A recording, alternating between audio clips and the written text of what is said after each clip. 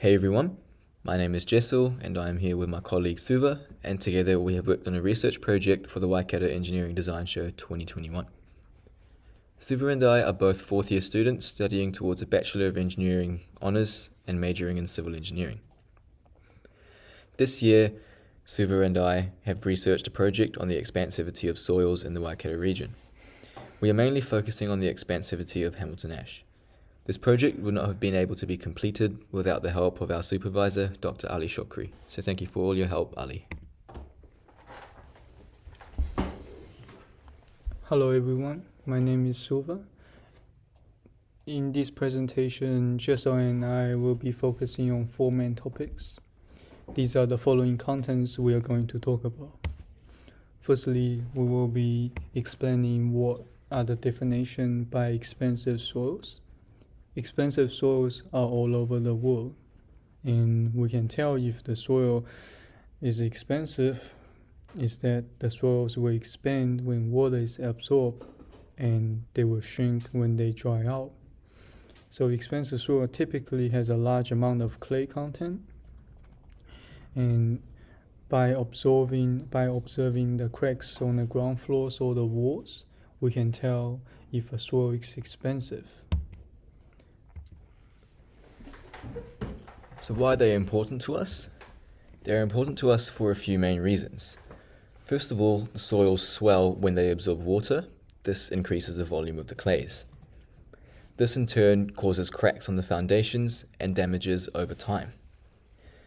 Later on, these cracks will start to appear on the upper floors and the walls of the building, causing more damage to the structures and eventually causing financial loss for property owners.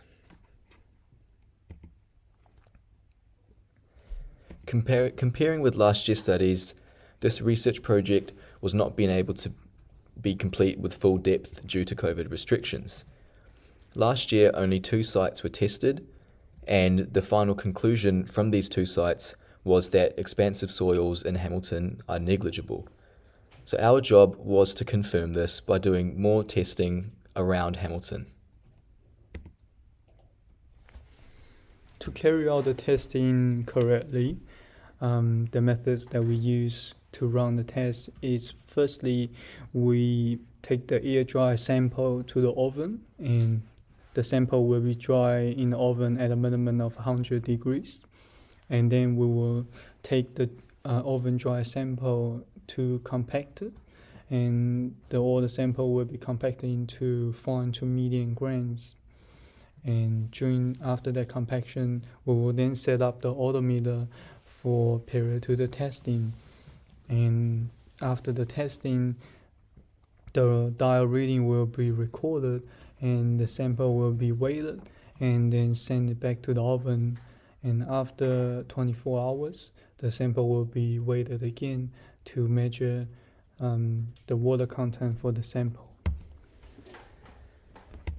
So we have a little video demonstration of our results. So it was found that the average displacement across Hamilton was 0.4 millimeters, whilst the maximum was 1.4 mils. So you can see here that the orange bars represent the displacement of the clays, whilst the blue bars represent the moisture content. For a soil to be classified as expansive, it needs to have at least 20 to 40 millimeters of movement. Based on our research, we can conclude that our expansive soils in Hamilton ash is very negligible, with a minimum of 0.4 mils.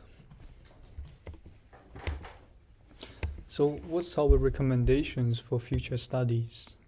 Throughout this year's studies, that we are confident to say that Hamilton ash soils are not expansive according to AS 2A70.